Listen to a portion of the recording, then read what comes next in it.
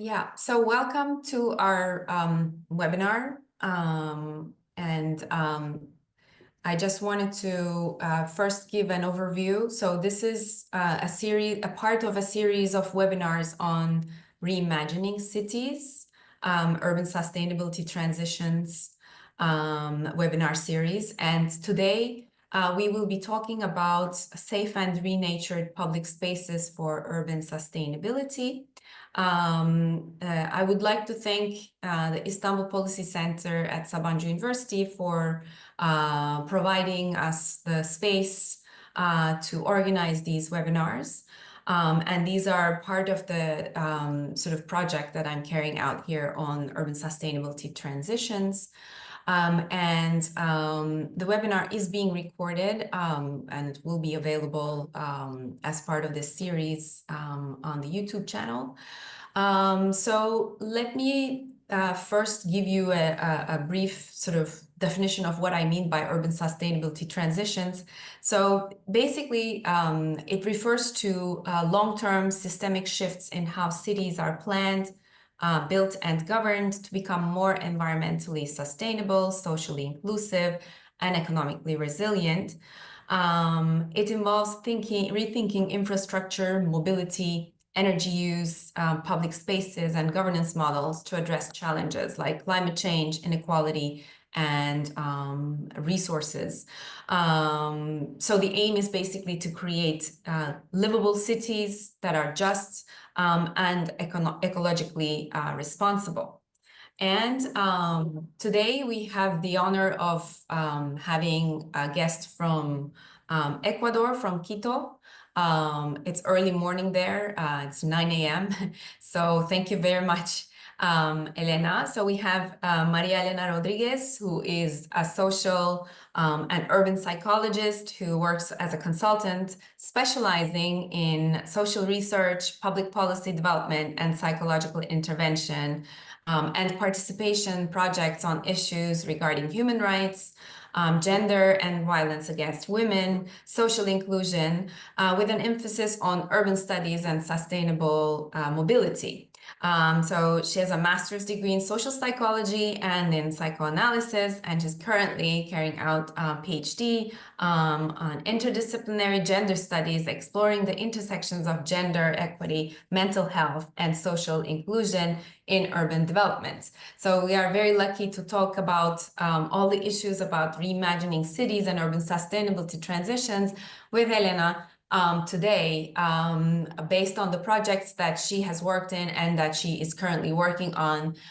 So thank you very much, Elena, for being here, for taking the time to tell us about what's going on in Ecuador with respect to these issues that we are focusing on today. Okay, so hello, everybody. Just one housekeeping issue I forgot. I'm going to type that in the chat as well. We thought that if you have any questions, so we will have a Q&A session at the end, you will need to type your questions in the Q&A box. However, unlike most webinars, you can actually type your questions as we go along if anything arises, and I will redirect them to Elena so she can also answer them as we go along. Otherwise, at the end, I will sort of overview all the questions and then try to direct them to Elena. Thank you very much. The floor is yours, Elena. Okay, well, thank you very much. I just wanted to say, Zeynep, that I'm really honored to be in this space, along with all the people who have had the time to connect. And the idea of this panel, or the idea of this webinar, is to have like a dialogue where we can exchange certain ideas about the experience of managing and developing projects related to urban development in Quito, Ecuador. As Zeynep was saying, I come from the social sector. So actually, I'm not an urbanist, I'm not an urban planner, but I work in gender issues, and I've been working for that in the last 10 years. But then an opportunity emerged when in Quito, there was this project, the biggest project in Ecuador regarding infrastructure, which is our Metro of Quito, our subway. So that gave me the opportunity to go from gender mainstreaming projects to specifically urban projects. And that's why the idea of today is to talk about some of these initiatives. Some of them come from civil society, some have to do with gender issues and the city, and also certain social environmental ideas that we've been talking about and that have been going along, especially through citizen participatory initiatives and actions. So the idea is maybe to have some questions that we can answer. If in the way there are some questions in the chat, we can also answer them. But the idea is to have like a dialogue, to understand and also exchange the contrast between our contexts and other contexts along the world. I believe I can share certain. I have some Yeah. presentations, so maybe I can start with giving you some context about Quito and Ecuador, just in case. Yeah, that would be great, because I guess in order for us to have a better idea, I mean, I lived in Quito for 5 months in 2015, so I know what we're talking about, but maybe our audience may feel the need for that. So as we said, I mean, today we are going to start by talking about how Elena started working in these domains, and mostly in urban mobility, but also more recently in rewilding, renaturing of urban public spaces to make them, basically both ecologically but also socially, I guess, vibrant. Maybe we will also be talking about some, successful community involvement in the planning and maintenance of public spaces, especially in relation to the relationship with the municipalities and the role of the municipalities. So we'll start with some context. We'll move over to the metro project in Quito and the gender dimension. And then we will talk about rewilding and renaturing of urban public spaces. So, Elena. Okay. So first of all, I just have these few PPT images I want to share, because maybe in case someone doesn't know, Ecuador is a middle income country. It's located in South America, Latin America, so our culture is very Latin. And we actually, most of our identity has to do with the middle of the world line crossing our country. So we don't have different seasons, we only have two. As I was saying, we're a middle income country. I would have to say that we have a lot of social and political instability. And also we are going through a very severe security crisis in Ecuador.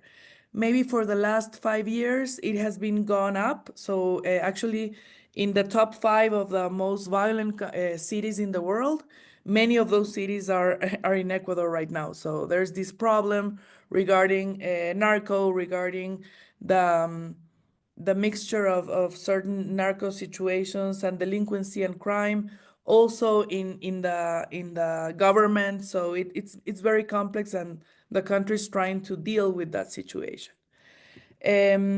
This is the city of Quito. I took a picture from Google Earth and I did this little polygon or circumference going around it. We are a city located on the Andes Mountain. So we are very high. We are actually at 2,800 to 3,000 meters above level height. And on the Andes, we have a lot of green. We have a lot of highlands, volcanoes, as you can see. And our city is quite long, as you can see. It might have like 7 kilometers of width, but it can have like 40 kilometers or more in length. So that has a lot of, that puts a lot of issues regarding transportation, regarding how people move.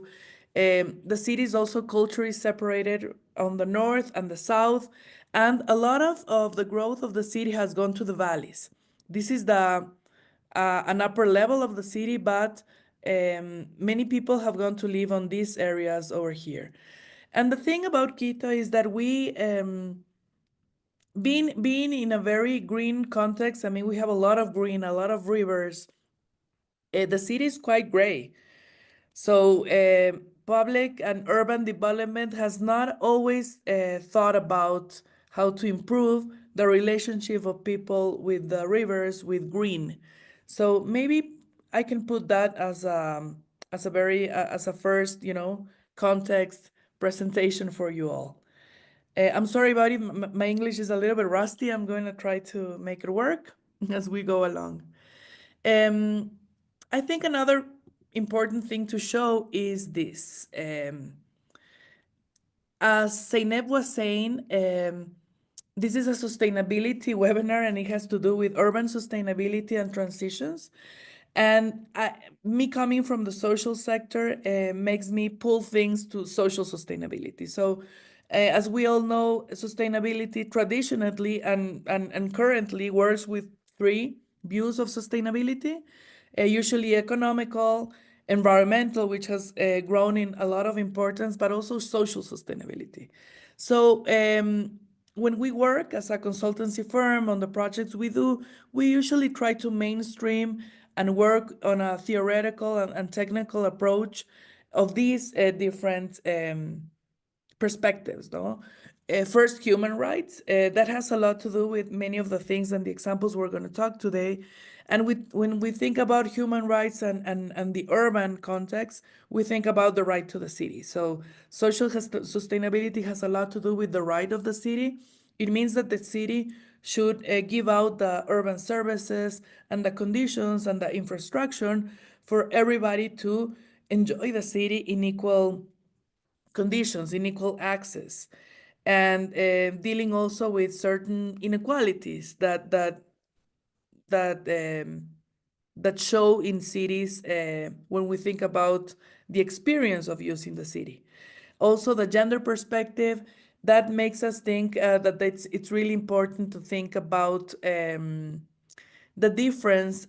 Gender is a social analytical perspective that lets us find certain inequalities regarding the conditions of how women and men use the city.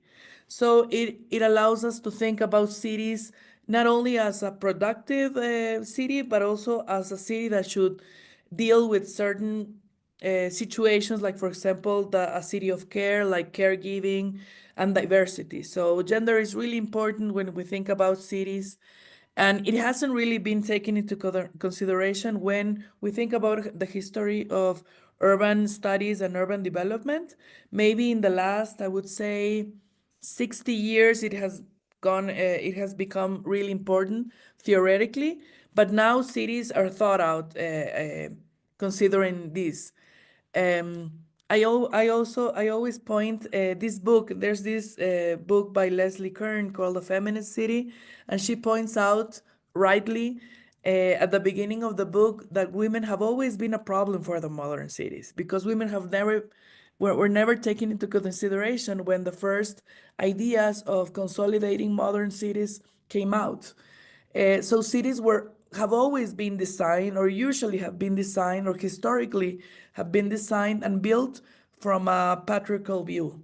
So that's important on this social sustainability perspective that we were trying to focus. Also intergenerational, because usually cities are thought out by adults. We don't always consider, for example, children's perspectives. Sorry, how they dream, how they feel. A city should respond to their necessities. Also, we always try to mainstream a citizen participation perspective, using participation methodologies, thinking how can we, for example, co-design the city with the communities or the people who use the territory, or are the ones who are going to be beneficiaries of any intervention. Social inclusion, that's really important. Zeynep was saying that in the beginning. We're thinking that cities should not only be thought out as productive spheres, but also as places for inclusion. And this means that we are supposed to consider all the diversity of urban subjects that live in the city. So when we think about social inclusion, we think about accessibility, about mental health, about multifunctional areas, and different conditions for everybody to be thought out and considered in this view of the modern city as inclusive, as livable, as more human. And of course, environmental approach. We now apply a very strong social environmental approach. So it's social sustainability and also environmental sustainability together. It's not that we don't think about economical sustainability, which is super important because it's also socio-economical. But historically, when theory was thinking about sustainability, usually it tends to be more related to economical sustainability because it has to do with money, with resources, with the capacity of guaranteeing a project, for example, to be sustained a long time. And that has to do a lot with economical efforts, but social and environmental sustainability are as important as economical sustainability. So we work in this sphere from the idea of rewilding the city, which is one of the things we're going to talk later on, I suppose. And other ways of thinking about how to relate people to nature. So nature-based solutions or mental health and the green and certain principles that let us understand that social sustainability has always been thought out as social environmental sustainability. So I don't know if with this little introduction, Zeynep, Yeah, this maybe. is great. Thank you. I think it gave us both the conceptual sort of, foundation for today's discussion, but also gave us a good overview of where Quito is and what our context is. So going back now to what you first said about, you getting involved in this with Metro Quito. So what was Metro Quito project, and how did you come into this picture, and what were some of the achievements of this project, basically? Okay, so Metro Quito. I was saying a few minutes ago that building Quito's subway system is one of the biggest infrastructure projects in the country's history. So it was a big deal. Our city actually didn't have the capacity, so economically, principally, to develop this project. So right now we're in a big problem of paying for this project. It cost $2,200 million. So it was very expensive, and actually it took 10 years to build with all the political instability. So there was one administration that pulled out the project, but the next one didn't end up building the project. And right now the current municipality is the one who inaugurated the metro. So we have metro for the last, maybe I think it's a year and a half, maybe we're going to 2 years of using this metro. So when they built the metro, obviously the city had to work and ask for a loan from the multilateral banks or development banks to build this mega project. And obviously, when they came out with the project and it was consolidated, they managed the banks certain standards, international standards, to make these kind of projects. And one of these standards was actually having the gender perspective thought out for the projects. So that's when we came to work with the metro, and the idea was how to build a subway, how to build a metro system with a gender perspective. So that made the city think about how to think about the gender perspective in all the public transportation and mobility. So it was a much more bigger context than the metro itself. I think it's important to think about, I have a little, let me see. Okay, I have this little presentation I can show just to talk a little bit about this. Let me see.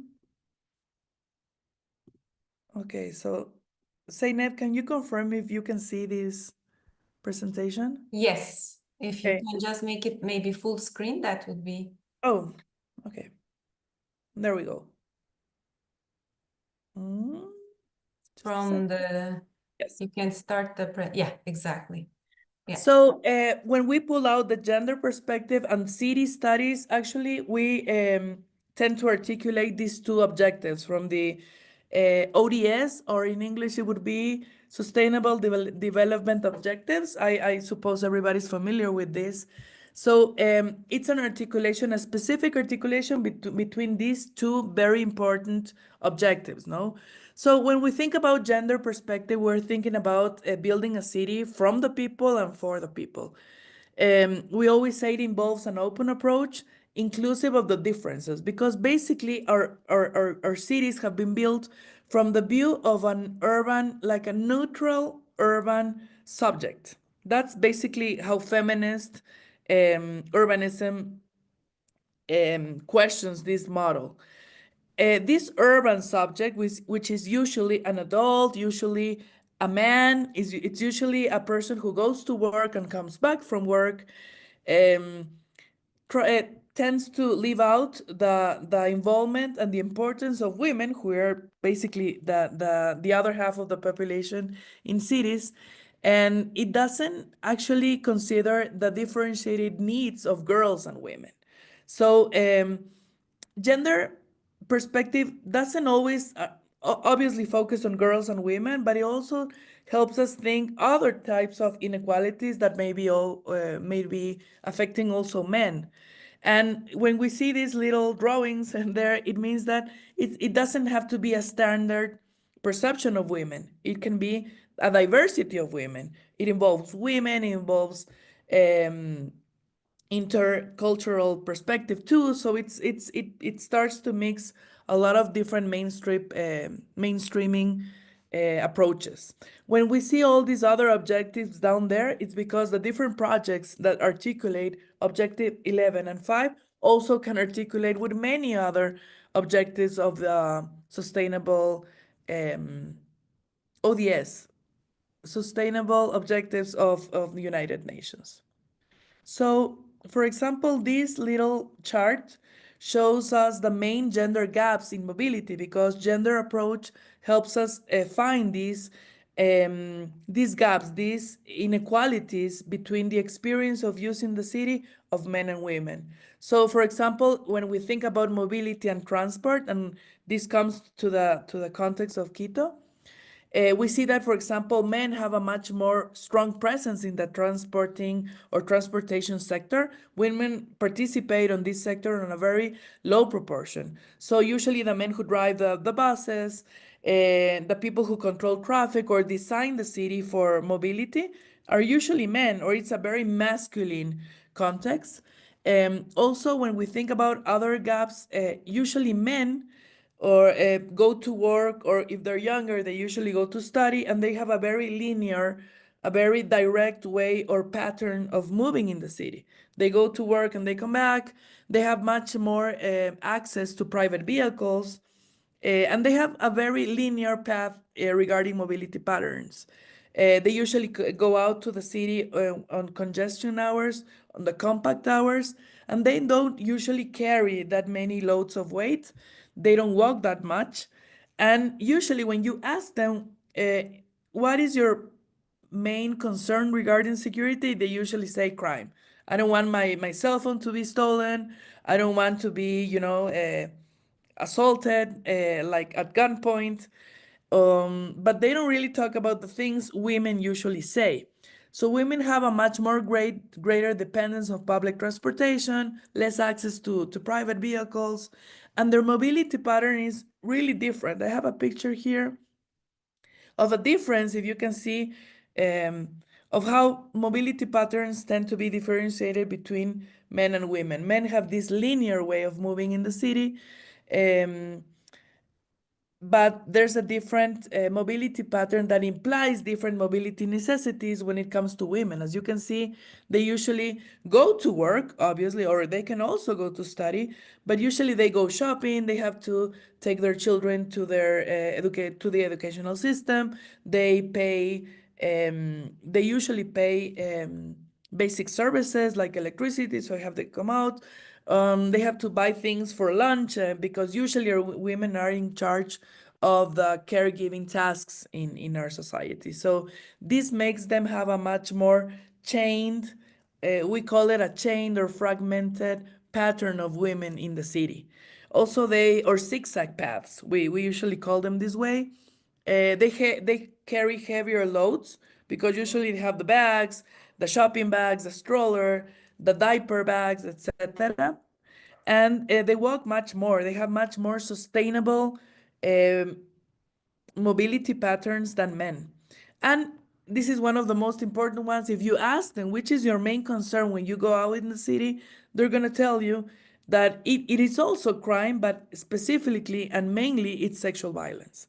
So thinking about sexual harassment and sexual violence may be one of the most important things when we apply the gender perspective to the public transportation. So going again to the going back to the metro history, they fortunately they made this consultancy project that we had the chance to work on, and the idea was to when we build a metro, how to put the gender perspective in the project. So basically what we did was these 5 things. Actually, I recommend if someone here works in municipalities or works in gender issues regarding cities, these are basically the 5 main things that we've come out that have to be thought out and worked at when we try to include the gender perspective in mobility and public transportation. First is research. I mean, you have to have a baseline or have some data that shows how the patterns of mobility are different between men and women. Also, having some data about sexual harassment, how it impacts women. For example, in Quito, in Cuenca, in Guayaquil, in different cities where we have done some research regarding gender and urban mobility, our percentage of women having had the experience at least once in their lifetime of being harassed or sexually harassed or being sexually abused or actually being the victims of a rape is 7 out of 10. So it means that 7 out of 10 women, when they go out to the streets and walk, at least once have had this experience in their life. Girls, women, elderly women. And if we ask them in the last year, 3 out of 10. So this shows us that it's very continuous. It's part of the experience of going out, and it has to do a lot with this thing that we were saying in the beginning, that women have always, as well as other contexts of the life of women, going out to the city is much more like there's this sort of cultural prohibition of using the public sphere. Women are still thrown to the public, to the private sphere, while a lot of situations occur of inequality when they try to reach the public sphere. So this is very, very important, and it's a main conception that has to be thought out when we include this perspective. So research is super important. Also, we need a response. We need to respond with a system. There has to be a system and protocols for the state, for the municipalities to deal with sexual harassment. And there has to be, because actually in Ecuador, I don't know if in other countries, but in Ecuador it's considered a felony. And we are all obligated by law to put in the knowledge of the state if we know if there's a sexual harassment or gender violence situation. So we're supposed to report, and the state is obligated to give a response. This response has to be a good response, because also if we build this system and it doesn't really give women an option and the security to say that they've been victims and really understand the necessities they have when they when they put into the knowledge of authority their situation, protocols tend to produce the exact opposite effect. So having protocols is really important. Urban infrastructure is another thing that's really important because it has to do not only with the conception of building, for example, parks or streets, but it takes us to the idea that urban infrastructure is also a social infrastructure. It's where people gather, it's where we interact. And this experience of, which is like a basic social experience, as soon as you go out of your house every day, you're in the public sphere or in public space. So understanding these relationships and understanding that this urban infrastructure has to deal and to give a response to the necessity of that different diverse urban subject, it's quite important. Because it's also historically built from a very masculine point of view. Employment plans with gender perspective, we were saying that women don't belong or haven't really had the chance to participate enough in the public transport system. So it's important to have some, how do you say, when you push someone like in incentives for them to belong there. And also Incentive the mechanisms, yeah. Yes, thank you. And also education. I mean, the idea of pulling the gender perspective is because we want to change and transform the social and cultural patterns that deal with these stereotypes and these ways of thinking and acting in society. So gender perspective always has this idea of changing society. We want to have much more inclusive societies. We want the next generations to have much more clear idea of their rights, etc. So I just wanted to point out these little things to show how especially sexual violence was thought out in this project with the Metro of Quito. No, here are some of the products we developed. First, understanding that sexual harassment, sexual abuse, and rape are all very extreme violation of rights. So we had to communicate this to the city, to the citizens, and also showing that it drastically affects the use of public space. So as you can see on the right, you have these like brochures, these flyers that we were part of a campaign to educate people and to start putting this situation of sexual harassment as something that was really serious, because on a very sexist society, like sometimes Latin American cities are, they tend to naturalize this violence or say, no, I was just saying how beautiful she is, or I'm saying something because I am appreciating her physical appearance. I mean, there's always going to be some excuse regarding sexual harassment, so we had to put it like a felony, like a serious violation of rights, for it to be put in the context it's supposed to be put. We have certain documents, the protocols, we were official. So it's important to have official municipality documents where every step of the way it's described, and other videos like the ones I'm putting there on the, maybe you can see, that are edu-communicational. I mean, they communicate, but also educate. So we build different like this girl, I mean, there was a character and other friends, like it has to be also focused on the cultural, how do you say, like local context, culture of people. I mean, like for example, this is made in Guayaquil, so it has the accent, it has the words that usually girls and women of Guayaquil use, and it's gonna be different than Quito. Quito has another culture of citizen participation, and women have other ways of doing that. Yeah, so that it resonates with the local citizens at the local level. Yes, because if we were putting, for example, images of women who are blonde or have another accent, which usually happens in many of these campaigns. People are not going to be related because women in Ecuador it's not typical to see women who are blonde, for example. So you have to have a lot of intercultural views considered, like things like what makes you think that this character is similar to you, and also intergenerational perspective, you know, because all women suffer sexual violence in our context, in our cities, in Latin America, but especially girls and young women are the ones who receive the most strong forms of sexual harassment. So that's the idea. I have a little, this presentation shows you another initiatives that have been going on the region.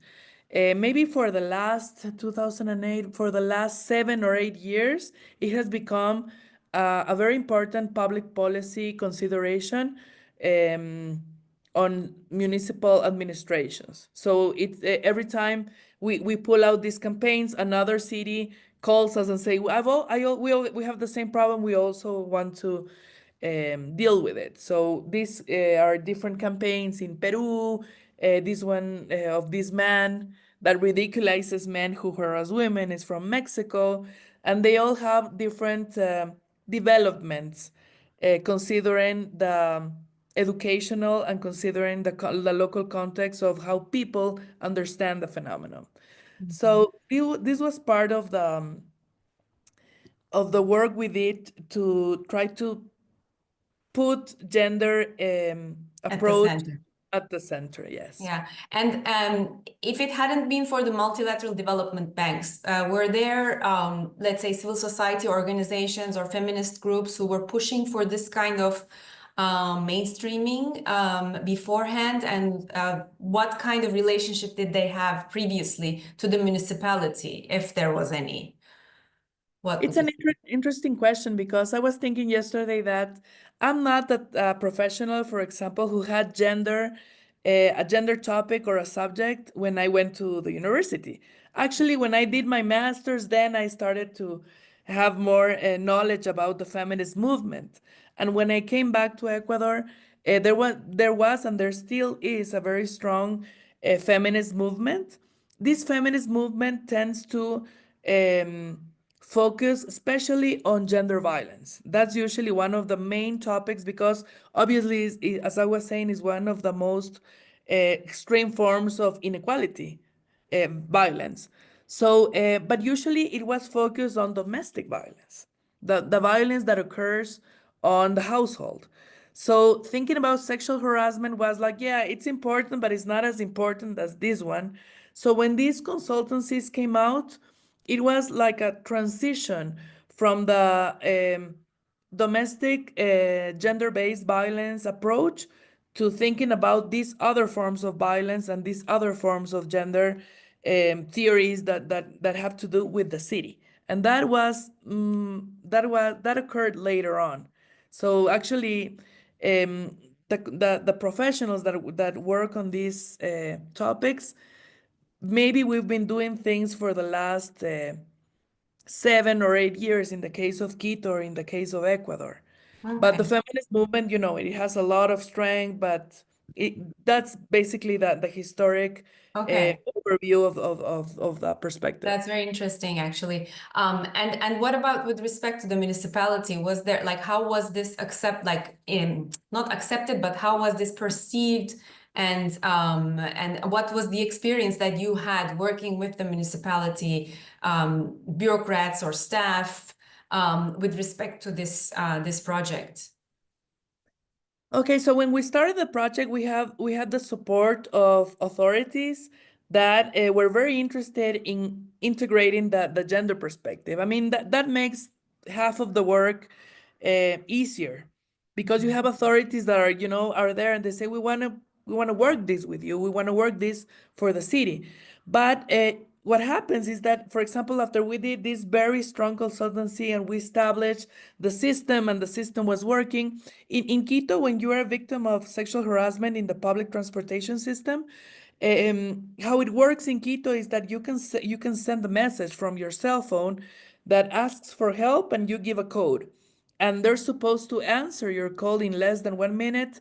And the idea is that at the next station, someone is going to be there to give you all the support you need, and also you are allowed to detain the person who harasses you. So it's not easy because transportation is mobility is everybody's moving in the transportation system. So it was working, but then the next mayor, the next municipality or administration had a different view. So our problem, and I suppose many people who hear us may have the same problems, is like if the next mayor doesn't uh, follow these ideas or has never heard about gender approach, the whole program can go down. So we had the problem in two municipalities that we actually had meetings with the mayor and said, this is really important. And they would say like, I don't get it because what they usually say, what about the harassment men receive? So they don't understand that the proportion is so drastically different. Also, certain technical people, especially people who have been working a long time in municipalities, when they knew about this project, we went to them and said, "Okay, we're doing this research. Help us," and explaining. And they would say, "I don't understand. It's like you're asking for the like to have special buses for women. I mean, they can go to a bus as well as anyone else. So what are you asking for? I mean, what extra or special consideration you want for women?"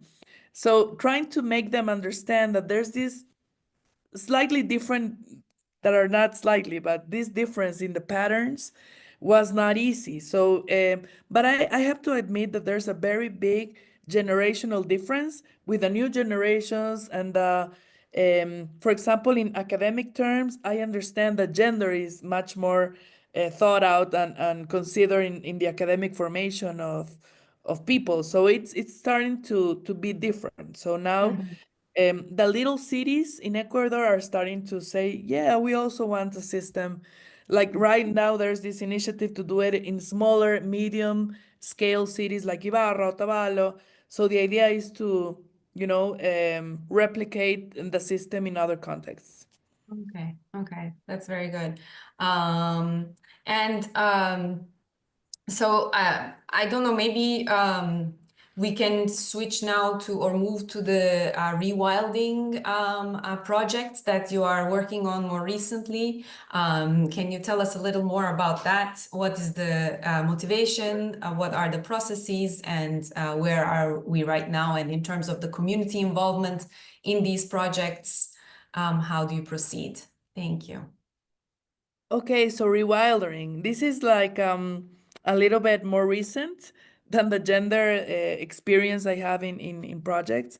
And it has to do with a certain, let's say, I come from the social sector. So I'm part of different social organizations that work in different issues regarding the city. So our counterpart is the municipality.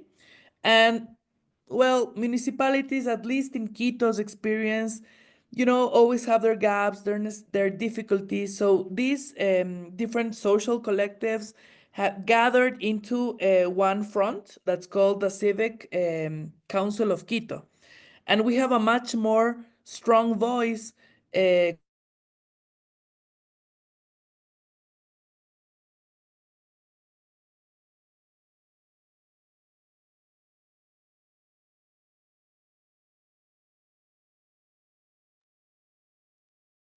Elena, can you hear me? I think there was an internet issue. Is it me?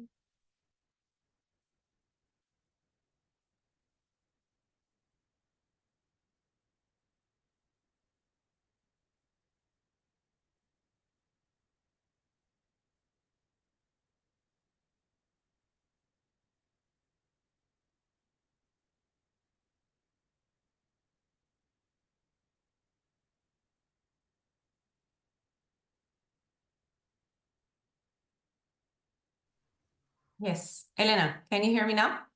Yes, I think I went out. I don't know if it was me or it was you. I cannot tell, but you were just starting to tell us about the Civic Council of Quito, which is like Yes. a gathering of different, I guess, organizations from the social sector. And then we didn't hear the rest. So we can Okay, I'm sorry, but I think it's my internet, but well, okay, I'm well, back. fingers crossed it won't happen again. Yeah. Okay, so the thing is that in the case of Quito, the management of environmental issues has not really been that good. And this front, this collective and civic organization movement, when we unite as a lot of different collectives, we have a much more strong voice. Let's not say against the municipality, but in front of the municipality. So we started to make all this questioning. And at a certain point, we said, well, if the municipality doesn't resolve, especially public space agenda, that was our main topic because actually in Quito we have a crisis of public space. Our public space quality is really bad. Uh, we have a lot of green spaces in Quito. Surrounding the city, we have a lot of metropolitan parks, but it doesn't mean that the quality of public space is good. Just because we have a lot of forests or a lot of metropolitan parks doesn't mean that they're accessible or that they're inclusive or that they considerate climate change or other social environmental aspects of interventions. So we decided to start doing our own interventions, um, gaining some donations or winning some contents. So we decided to show the municipality or show the city that a better quality of interventions could be done, and actually have some.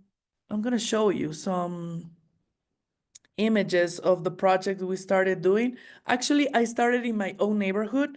We made this group it was an interdisciplinary group. So there were, it's important because it's not only architects and urbanists, it can also be educators, anthropologists, people who don't have a career, but they're concerned and understand the importance public space has on the well-being of a neighborhood or a community. So we made this great group and started to analyze our own context, our own neighborhood, and establish the places where we wanted to intervene. Um, I have some images of, let me show you. Okay, so we did this first on Bella Vista, which is our neighborhood. But then we want some fans to do this. We cannot see. Okay, now we can Okay, see. there you go. Great. So this project actually was done with a Mexican organization that gave us the funding. We first won a contest of making friendly environments or friendly spaces for early childhood. It was a contest we won. And this is one of the pictures actually of the project. So we made the first early childhood park in the city, which means that Quito, which is, like a 2.7 million city, never thought of making a specific public space for this population of the city. Actually, in Ecuador, 14% of the population is children. And I'm sorry, it's 23, 24, it's children. But specifically, early childhood, is about 14% of the population. And all these children in nationwide or in the cities are always in public spaces with someone who's taking care of them. So it multiplies it by two. So if it's 14%, it means that 28% or at least a quarter of the population has to do with caregiving. And these children, usually in Ecuador, are either on the, how do you call the places where you take children, the care, child Um, care? yeah, kindergarten, or actually, yeah, the earlier version is daycare, I guess. Like daycare or Yeah. childcare, they're usually in a private place that gives that service, or they're in their houses, but they're not really legitimate urban subjects.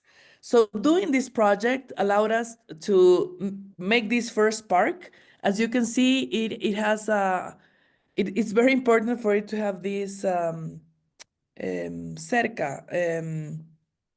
how do you call this perimetral? Oh, I forgot. Yeah, the fences, I guess. A fence, sorry. Yeah. That it allows children also to have a delimitation in public space to understand that this is a specific place for them. Because in Quito, we have this problem with people, for example, having mascots or pets and throwing them around. So we had to make a built-in place specifically for them. So in this project, as you can see, we have a lot of grass. This takes me to the rewilding question you were making. Usually, public space in Quito has this type of grass. I'm gonna devote certain minutes to this because it's really important. Our parks usually have this species, which is an African species. It's grass. And usually when you think about grass, it's like super because you can sit on grass, you can have a picnic on the grass. But unfortunately, in our public spaces, grass takes a lot of maintenance. You need to water it every 27 days. Um, it usually wins against other species because it's so aggressive. So when you have like a park and it starts to grow, and if you don't cut it, it's gonna win against other species in the city. So having grass is great because we haven't really found another species that works out that well because you can step on it, you can do a lot of things in grass. But our idea on these parks, it was to reduce, because of climate change, because of several socio-environmental considerations, reduce the area of grass and start to rewild certain parts or certain islands of this public space or these parks. Because rewilding these spaces would give us so many much more other benefits, environmental benefits. It attracts pollinators. Um, it gives people a better relationship with nature.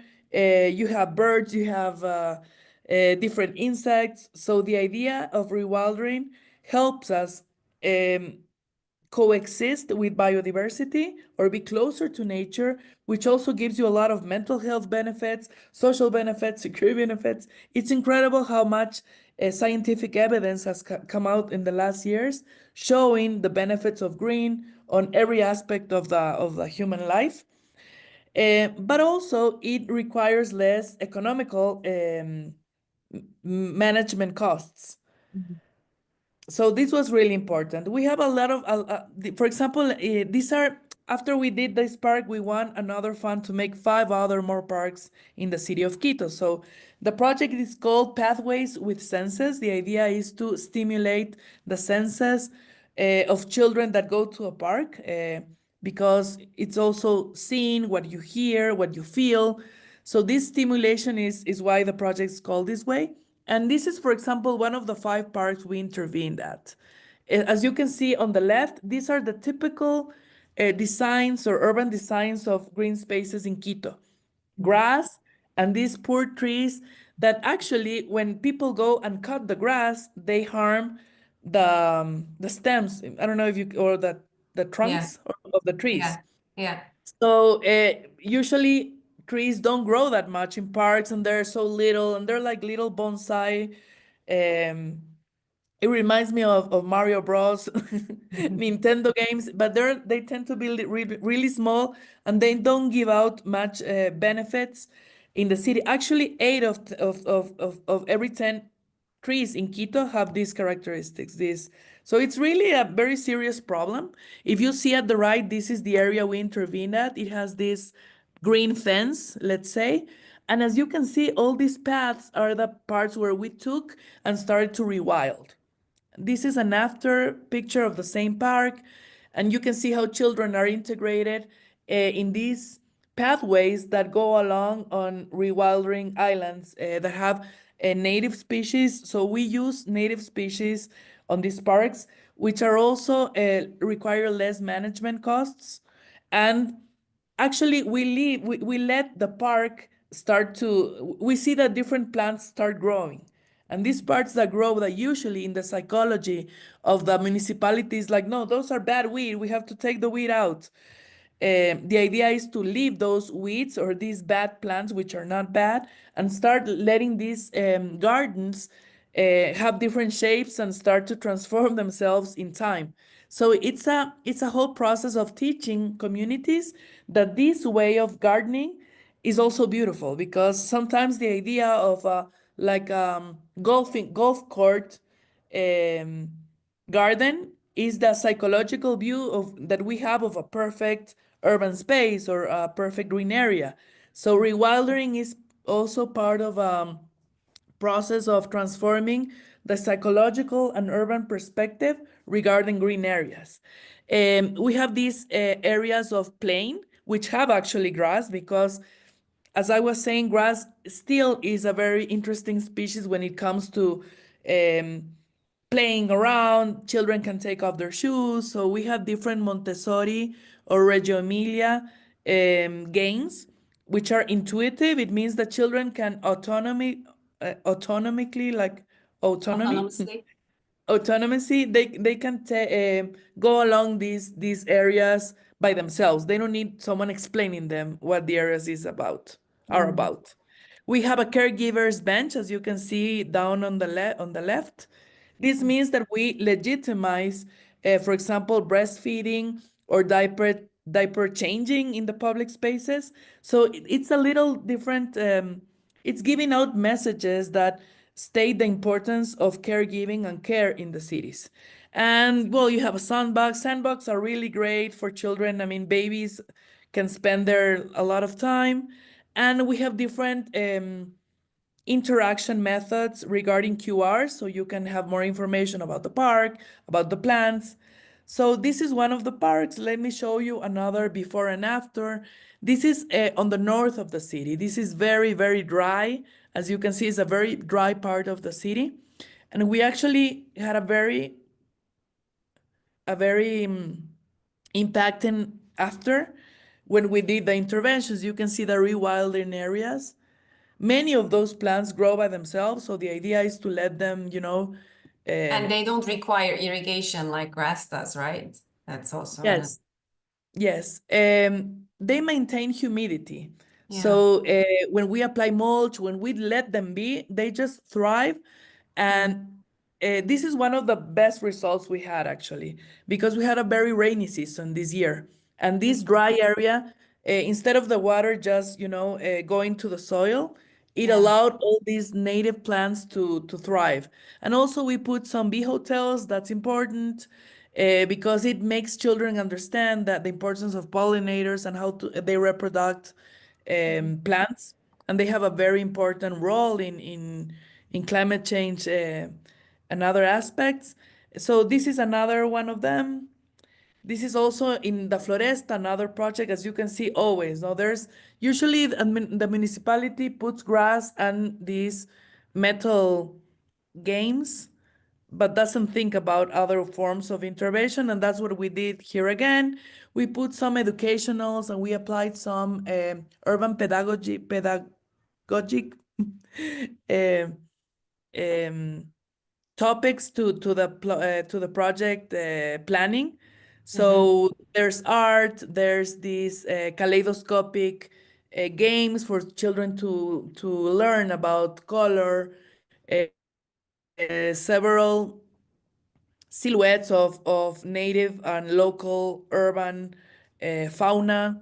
So this is basically the idea, no? To change these places that are absolutely green or have grass and intervene them with rewildering actions for them to be more playful, to have a different program, and to respond to the hazards of climate change at the same time. So these are another pictures of how the place ended up looking.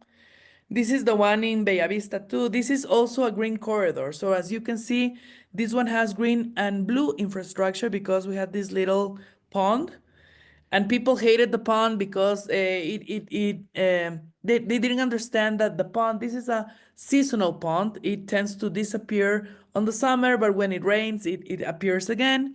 So the idea was to use the pond with this urban and green space intervention planning. So as you can see, it's rewilding, putting all these native plants. So it gives it it reduces temperature, It attracts a lot of different species and fauna. So this is the idea of showing you why rewilding has become so important in the interventions we think we are planning and we implement. Mm-hmm. And in terms of the implementation of these new infrastructure in the public spaces, you said that you got donations and then you just went and did this. What was the relationship with the municipality at the time? Was there a protocol between you and the municipality? Like, just let's say in the first example that you started with your own neighborhood, how did it proceed? And then, of course, my next question would be like, once you set it up, does the municipality or the community, is there a system to maintain this infrastructure so that it does not disintegrate over the years, but is kind of kept alive, let's say?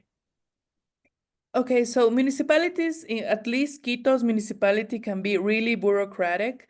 So at a point, I'm going to be really honest, we said, let's do this without asking really permission. It's better to say I'm sorry afterwards than Okay. asking for permission and having all these obstacles with a Uh-huh. municipality. So we just decided to do it and to intervene. That's basically our lemma on public interventions, because it depends a lot. It depends on the mayor you have. It depends on the technical teams that are working on city planning and city designing. So I think communities that are really strong and they are organized, they can pull out projects and don't and when the municipality comes, they in our case, they see that they're organized and they go like, let's don't mess up with them. I mean, we're gonna have like a whole like a movement against us. So also municipalities let you do things when you show them that you're organized enough. So that's our relationship with the municipality. But at the same time, we also applied for several projects that the municipality gives out. They're called participatory budgets. And this means that you can ask the city if you have a representation in your neighborhood and you go out to an assembly and the neighborhoods can choose from a budget they give you several projects. So these parks, at least the first one, was also built with municipal budgeting. Mm-hmm. But what we did is that we went to them and said, okay, we're going to ask for this funding, but we're not going to let you design this park. We are going to design it, and you are going to hire someone to build it with our design. So we were very strong and very persistent on insisting that the project had to be done with our view of it, because it was designed by the neighborhood. It's always Mm-hmm. going to be better, and it's always going to consider our necessities instead of having like a technical person in the municipality that has never been in our neighborhood designing the project. So that Right. could answer the first question. Okay. Can Okay. you remind me the second question? The maintenance part. Who Oh. is in charge of maintaining at least not the wild parts, but like the the things that you build for the children or other infrastructure that you put in, like the wooden toys or even the fence and so on. Like, how are they maintained over time? Okay, so at first, when we had the experience of the first park is maintained by this community.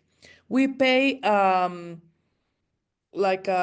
we pay some money every month for the security. We have guards in our neighborhood that are private. So Mm-hmm. we decided to take a little bit of that budget to maintain the park. Okay. This park is maybe 3,000 square meters. Mm-hmm. Requires about $200 a month for someone to come and cut the grass, and we have enough budget to do that. But in other neighborhoods, they don't usually have the capacity of having those funds. So what we decided, and one of our rules for social and urban interventions is we work with organized neighborhoods. Mm. We've had bad experiences before. They're not actually bad, but it takes up so much time to help a community or a person or a group that's not really that organized to build up their community and their chat and how it takes us so much time that we decided that we only work and we choose neighborhoods that are organized. So for these parks, we send out like a call, and actually some neighborhoods called us and said, okay, we want to do the park. So we went, we visited them, and that's when we had the chance of understanding the social sustainability capacities that they have of sustaining or holding the project as time passes. So we started by choosing these communities and leave out others that are just simply too much work, or maybe for us to do the work for them. Because it's also the idea of working with communities on understanding that the park is theirs and they're the ones in charge of building the park. For social sustainability, we also hire people from the communities because we have to build a park. So instead of bringing a team, we ask them if they have the chance of working. A lot of senior citizens usually are part of this project because they have the time, they stay at home. So we have met wonderful people. Many of them have a lot of experience on gardening, for example. So they talk about the plants, they show you the plants that grow in their territory. So it's an educational process for us and for them too. And also we negotiate or facilitate them to negotiate with the municipality for the municipality to go and maybe, for example, cut the grass. We have a lot of the limitations for these people who don't always have gardening experience to come and cut the grass and don't harm the rewildering parts. Yeah. So basically it's that we have a lot of workshops for them to realize and for them to determine, for example, how many trash cans they're going to put or how they're going to manage trash. So usually we tell them, okay, so plastic bags are not really that expensive, but who in the neighborhood could be every week or so can pull out the trash and take it out for the truck to come and take it out. So we have these maintenance workshops with them that guarantee that they understand that it's not like an assistance project or how do you call assistentialism or Mhm. it's Yeah. not like asistencialismo Yeah. I guess I don't know what the English word would be, but yeah. assistential, because it's not like we're doing philanthropy or giving them things. We come and say we have the resources for all of us to build this park and it's going to be yours. And actually when they bring out their children and they see their children designing and saying what they want, because Mhm. children give out you different ideas of what they dream of a park. Mhm. Also women are a very important subject in communities because they usually they carry out this caregiving action. So working with women is like super important. Understanding that, for example, elderly citizens, children, women, caring tasks, all these factors are the ones who give you enough neighborhood muscle to sustain and to hold a project of these characteristics.